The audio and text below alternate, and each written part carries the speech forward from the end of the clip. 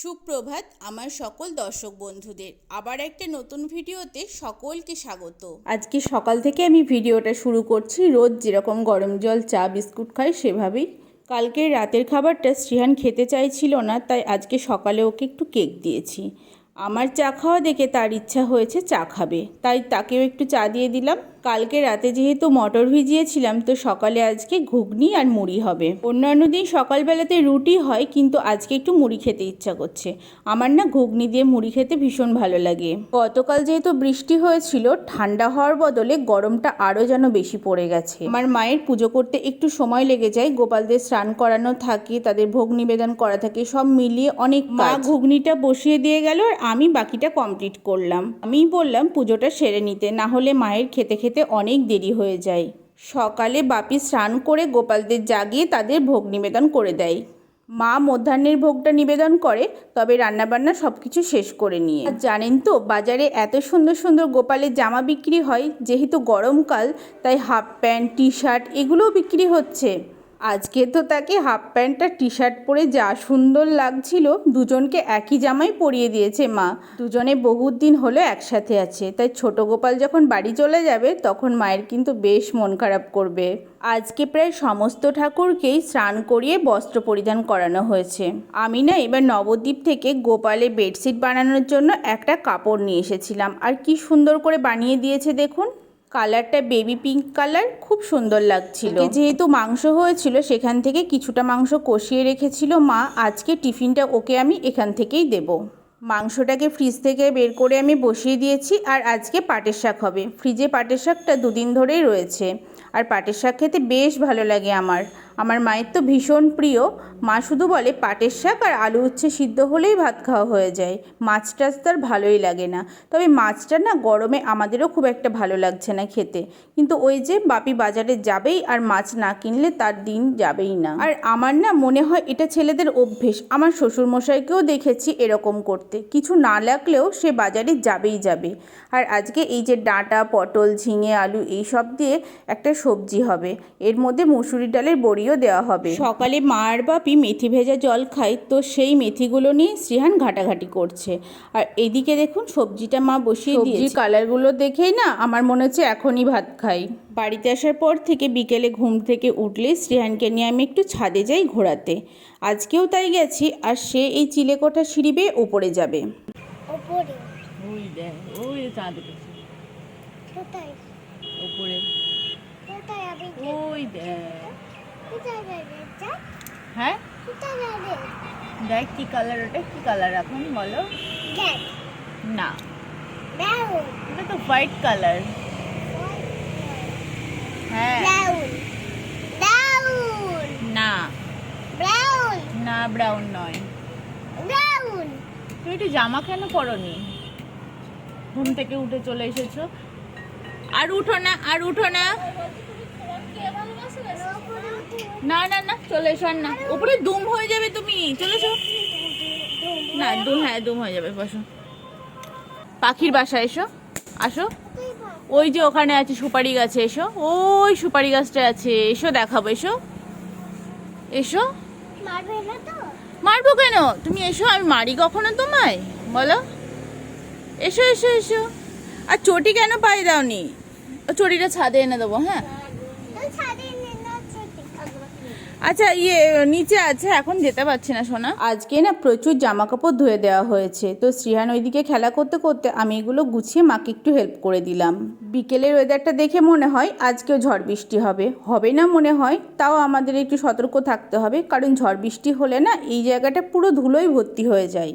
আর জামা কাপড়গুলো উড়ে সব এদিক ওদিক চলে যাবে। যখন মামার বাড়ি গেছিলাম, তো ওখান থেকে না এরকম টাইম ফুল গাছ নিয়ে এসেছিলাম। তো এই গাছটা না কেমন একটা হয়ে গেছে, ছাদে ছিল। আমি ভাবলাম একটু মাটিতে দিয়ে দিই, যদি ওটা ভালোভাবে হয়। এই জন্য একটু নিচে গেছিলাম। আর আমার সাথে শ্রীহানও গেছে, আর সমানে দুষ্টুমি করছে। শুধু দেখে চলে আসো, যাও। ওই যে ওখানে আছে, যাও দেখে চলে আসবে। তুলবে না কিন্তু, তুলবে না। তুলতে নেই সোনা, ফুল গাছে সুন্দর লাগে। কালকে পুজো দেওয়ার সময় তখন তুলো, ঠিক আছে? দিনের সঙ্গে এসে। এই গোলাপ গাছটা না মাটিতে পুরো লুটিয়ে পড়েছিল, আমি একটু তুলে দিলাম বাঁশ বেয়ে আর কি। আর শ্রীহান দেখুন আমাকে দেখে লুকিয়ে পড়েছে, তাকে খুঁজতে হবে আমার। আস্তে আস্তে বুঝে এসো, আস্তে আস্তে আস্তে আস্তে আস্তে এসো এসো এসো এসো এসো এসো। আর বসতে হবে না, চলো এবার ওপরে চলো সোনা। দিন একা একা আছে, চলো হাত ধরো, আমার হাত ধরো। কিছু হয়নি, সন্ধ্যা দিচ্ছে, গোপদাদাকে ভোগ দেবে। চলো, তুই প্রসাদ খাবে না? প্রসাদ খাবে, চলো। আমাদের বাড়িটা যেহেতু রাস্তার পুরো পাশেই, তাই সব সময় গাড়ির হর্নের আওয়াজ চলতেই থাকে। আর এদিকে নিচের কাকিমারা গেছে বাড়িতে। নিচে যেহেতু কেউ নেই, তাই সমস্ত দরজাগুলোকে ভালোভাবে দিয়ে তবে ওপরে যাচ্ছি। সন্ধেবেলায় না শ্রীহানকে একটু ডিম টোস্ট বানিয়ে দেবো। অনেকগুলোই পাউরুটি ছিল, মা বললো তাহলে সবার জন্যই করা হোক। ও বাড়িতে তো মাঝে মাঝে ডিম টোস্ট খাওয়া হয়, তো আমার আর ভালো লাগছিল না খেতে, তো শ্রীহানকে একটাই বানিয়ে দিচ্ছি। কিন্তু পরে আবার ভাবলাম যে না, একটু করে খাই, তার জন্য আবার একটু বানিয়েছিলাম। আজকে মা আর আমি একটু জেঠিদের বাড়িতে যাব, পাশেই জেঠির বাড়ি, আর দিদির মেয়েও এসেছে, তো ওর সাথে সেভাবে দেখা হয়নি। জেঠি আর ও আগের দিনকে প্রসাদ দিতে এসেছিল, তো ওইটুকুই কথা হয়েছে। ও মনে হয় কালকে চলে যাবে, তাই আমি ভাবলাম একটু দেখা করতে যাই। যেহেতু সন্ধেবেলায় একা একা যাবো, তাই মাকে বললাম তুমিও চলো। আর আমার দিদির মেয়েরা শ্রীহানকে ভীষণ ভালোবাসে। শ্রীহানও না ওদেরকে দিদি বলে ভীষণ পছন্দ করে। ছোটোবেলায় না জেঠুদের বাড়িতে যেতে পারলে কি আনন্দই পেতাম। তো আমার প্রাইভেট টিউটর আসতো 5টার সময়, আর ছুটি দিতেন 7টার সময়। তো 7টার সময় মাকে বলাই থাকতো আমার ছুটি হলে 7টা থেকে 8টা পর্যন্ত আমি জেঠিদের বাড়িতে যাব খেলতে। আর ছোটদাও তখন পড়তে বসতো। মা কী করতো, বইগুলো নিয়ে গিয়ে ছোটদার সঙ্গে বসিয়ে দিত।